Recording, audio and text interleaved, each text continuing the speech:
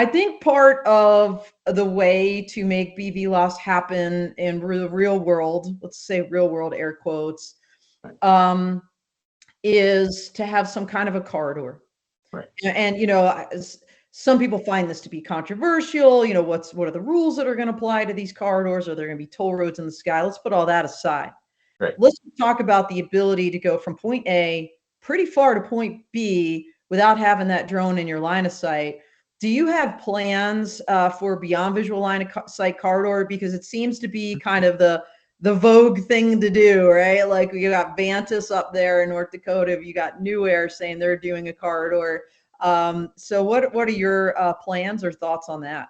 Yeah, we have a true functioning corridor right now that's contained in part of our test range. It's 6 by 9 miles, and that was where our BV loss without observer waiver was authorized for. But we're working with the North Texas community. We're in an interesting situation because we're in a rural, somewhat sparsely populated area, as you recall.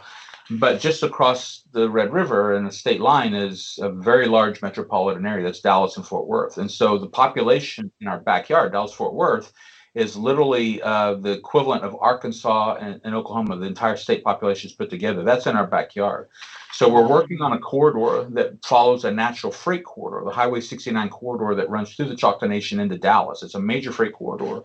And the reason I believe in corridors is because that's typically where you have the infrastructure first. It's easy to get ready to do the things. If we need to add things, ensure connectivity, all the things that we need to do, typically it's going to be easier with a corridor. So our first one would run on that freight corridor. We have this one that's 6 by 9, but the other one will be about 100 miles. We're looking at going all the way from the north of the Choctaw Nation down to Texas.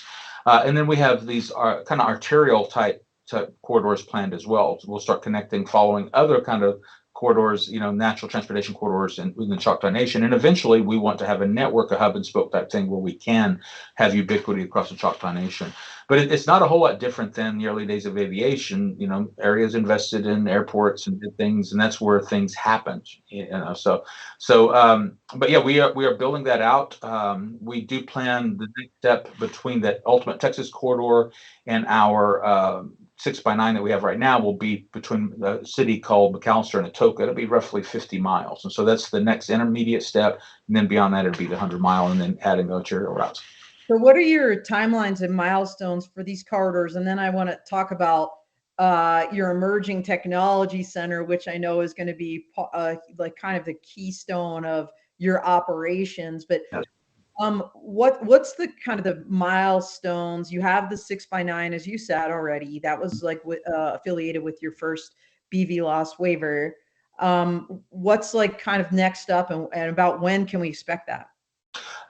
Right now, we're actually working with a couple of companies that are doing drone delivery, and so they're using that BV loss corridor. It's once we reach some sort of consensus between us and that company that, okay, we feel like now we're comfortable. We need enough operations where we see where trivial things are going to go wrong. We may lose link temporarily. We desperately need that data, and the FAA needs that data.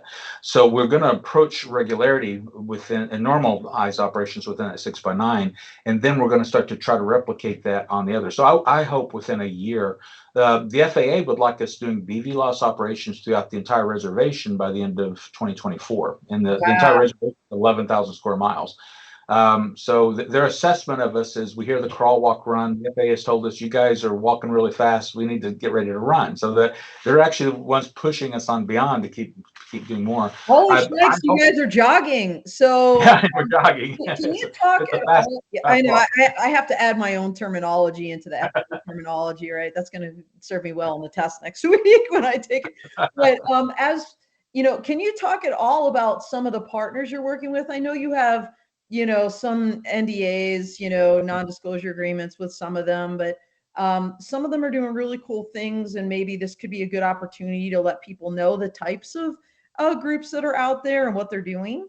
Sure. We have several military customers, and as we know, the conflict in Ukraine is really driving a fast development with UAS in the military. So we're doing a lot of that right now, supporting them. So obviously, those I can't talk about, but we do have a couple of drone. I can't mention their names either because they're still under NDA. But we have a couple of drone delivery companies, totally different business models, and one of those is actually driving that that next level of the corridor because they want to do real operations within that second corridor between the two cities.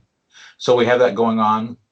Then we have very strong university relationships. We have relationships with the University of North Texas, University of Oklahoma, Oklahoma State University. So we're very involved with a lot of the research. Oklahoma State has a really NASA ULI program that we're working with them on. It's actually weather observation. So we have a 1 to 20 COA up to 2,500 feet that we work with them that they can fly up to 20 vehicles with a single ground control station for weather observation up to 2,500 feet. So it's been very there. But we also have a very strong relationship with NASA. And so we're working on several different initiatives with them. We have a very strong STEM relationship with NASA. We're actually using STEM curriculum within the Choctaw Nation or NASA curriculum within several of our schools right now. We actually had a downlink, the space station downlink the other day. So the Choctaw students got to talk to the astronauts. It was a really big deal. They were about it. But we have quite a bit going on, so we're pretty broad in what we're doing. And then we have companies that are more looking into the applications, and so they want to get to where they're doing photogrammetry and forage estimation in agriculture and things like that. So it's almost every day is a exciting day because it's usually something new that we get to be exposed to and support. A big thing that's about to happen is you see the storm clouds in the photo background behind me. This is storm season in Oklahoma. And so we actually have our new operation trailer outside. It's being tested, put through all the motions because we will be deploying, which we always do with the Choctaw Nation Emergency Management. So we go overfly, give them situational awareness, and just work hand in hand with our the incident commanders and other people like that. So we're getting that ready. I hope we don't have any tornadoes, but statistically in Oklahoma, we're probably going to have a few. So we will be responding to that. And a lot of times we give our video and overflight to the homeowners. They need it for insurance. And so we support the communities however we can. We're going to be testing out some new things this year. If we have some tornado response incidents, we're going to be testing some new gear and some new techniques we have. So we do just a lot of things. Literally, we're open, and this is a sandbox. And so we encourage people to think of it as a sandbox. And we can do things that's not quite possible other places right now because of our ability to accept and manage risk. So we get to see a lot of neat vehicles being developed. A lot of first flights of vehicles happen here. They'll bring their executive team out to watch, and that's pretty neat when literally the first time it gets in the air is here. So just about everything under the sun, and it's as for a kid that never knew what he wanted to do when he grew up. It fits with my personality really well because I get to see something new every day.